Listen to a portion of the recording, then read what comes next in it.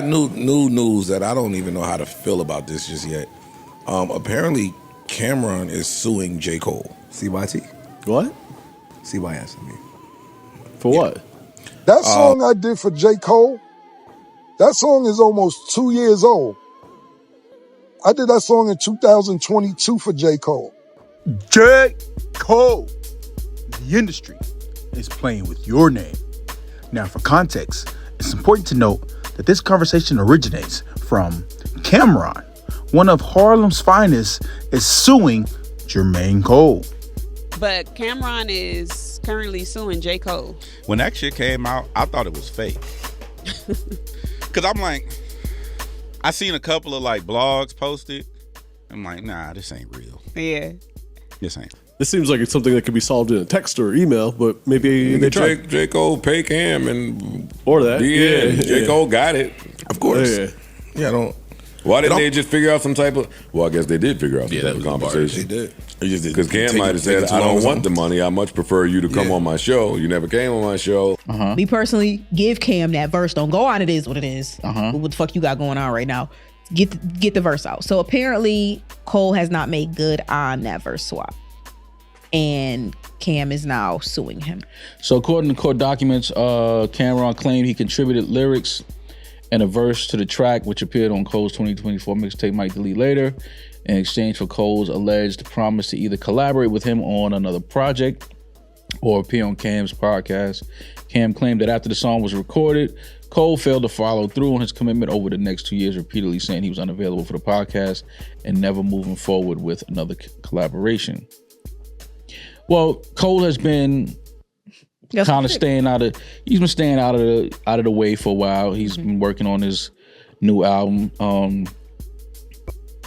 I'm pretty sure that has something to do with it. I'm suing J. Cole too. Fuck that. If I'm J. Cole, but you know, if I'm Cole, all my pop outs are strategic. Hey, fuck all this shit, nigga. I'm suing that nigga J. Cole. Hey, if I got any reason to bring Jermaine to court, just for fun, just to say you did it, that's bad.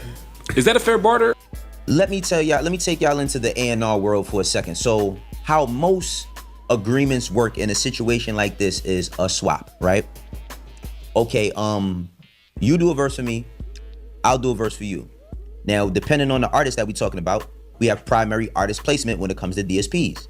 I'll do the song for you, but my song that I do for you can't appear in your top releases because I got my shit going on. So I'm not allowing you to do that, but I allow you to put the song up and I allow you to add that song into my algorithm, but it can't be on my primary placement. That's what typically the larger artist does to the smaller artist. In this case, J. Cole at the time is a large artist. Pause.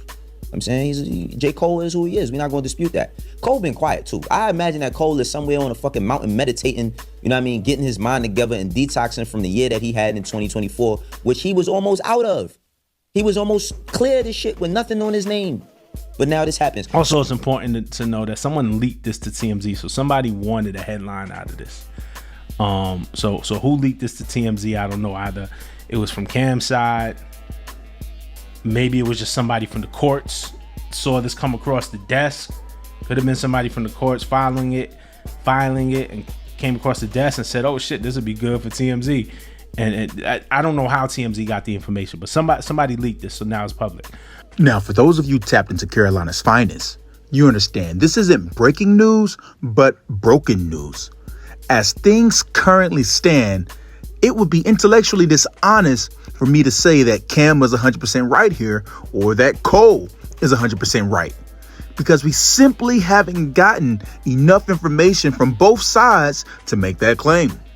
However, as a fan of the Might Delete Later project, I think Cam looks absolutely crazy thinking he deserves to be a co-author of the song, considering he had the most forgettable verse on the project. Yes, Cam is credited on the song, and I'm of the mindset that he should be compensated for whatever contributions he made, even if those contributions were minimal at best. That song I did for J. Cole, that song is almost 2 years old. I did that song in 2022 for J. Cole. That wasn't even new. And I did that verse in 5 minutes. The way that verse came about was I happened to just be in Harlem for a little while. I was in New York, so I was floating around Harlem checking on some people. J. Cole happened to be in Tribeca. He asked me if I was in New York. I'm like, yeah, I'm in New York. I'm leaving tomorrow. He said, could you come through? So I'll be there in a few hours. Came down, knocked the verse out. Literally, you ask him, whenever you speak to him, I did that verse. I'm going to be honest with you. 6 minutes. 6, maybe 7. I'd say 7. I'm saying 7 because I threw a couple ad-libs on there. I did that verse in literally, I wrote that shit in 5 minutes, man. Real talk. Whenever you speak to J. Cole and interview him, ask him how long I did the verse. J. Cole left me. He played the beat. He said, I'm going to the bathroom, pause. Came back from the bathroom, said, I'm going to just go take a walk because we was in Tribeca. I guess he like walking. I said, you can take a walk, but I'm done. He's like, you done? I said, yeah, I'm done. I don't play the studio like I used to. I'm not one of them all night sitting in the studio ass niggas. You know what I'm saying? I'm not sitting in there all night. Some niggas get a kick out of that.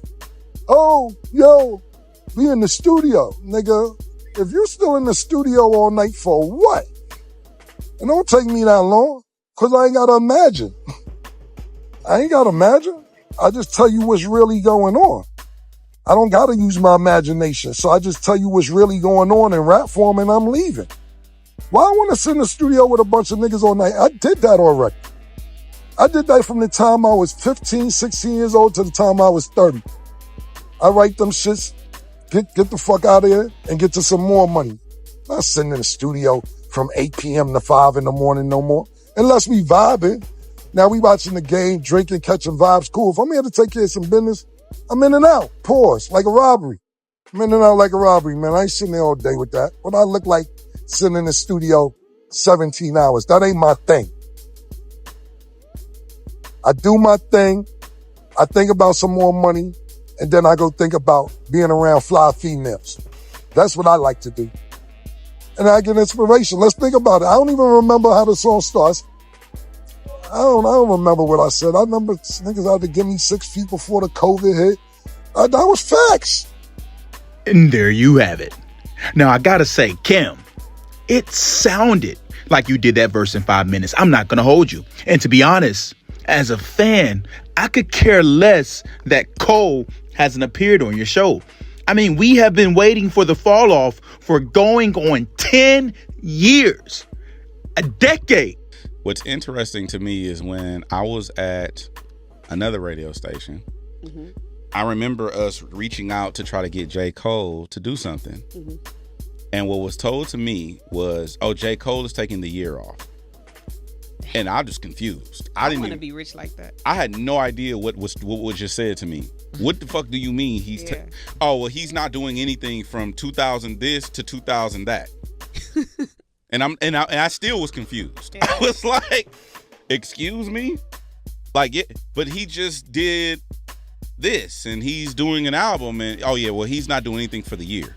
My boy tapped in with his self-care. Okay. No interviews, no tours, nothing. So what is he finna do? Oh, he's just ride his bike, play basketball, and I didn't know what that meant at that time. Yeah. So to me, this is not foreign. Okay. That's what Now, I'm curious to hear what some of you think. What do you make of the recent headlines regarding Kim and J. Cole? Are you inclined to believe that Cameron is right? Or are you on the side of we simply do not have enough information yet? Let me know what you think in the comments. But that's my video for today. Taylor from Twitter. Signing. Hey, before I get out of here, I really wanted to utilize this time to say thank you to each and every person that takes the time to like, subscribe, or simply just drop a comment on this channel. You know, I really, really appreciate it. You all help push this out more into the algorithm. One person in particular, at Len Craft, Lenny Taylor states, you know, I met both of them, but Miguel is super nice, offered me food and a drink when I did security, can also sing really good live as well. And so first and foremost, Lenny, thank you. Thank you for your comment. Thank you for taking the time to tap into this channel. And man, that's a flex to be able to say that you met J. Cole and Miguel. Like, yeah, that is big time. or I haven't met Miguel yet, but I appreciate your comment. I am definitely looking forward to potentially hearing Miguel on the album on the Fall Off. No one's told me that. I'm just hoping for it, or at least an EP. Like those two, like they have not missed. But that's all that I got for today. I hope that you all have a good one. Peace. Rory, whenever you mention J. Cole, that's good for my business. I love that. Oh, I know. I don't listen. I know your face. You're one of the closer. And I don't want to say stand page because I think that's disrespectful. Because I don't think you do that. And then we do a Caleb, right? I don't think Joe would ever, or Flip would ever look at Caleb and be like, "Yo, you a loser, you a failure," right? Because he moving with humility. I like the tone that the nigga Caleb was on, and in real life, that's the lens I see it through. Content creation is tough. It's hard.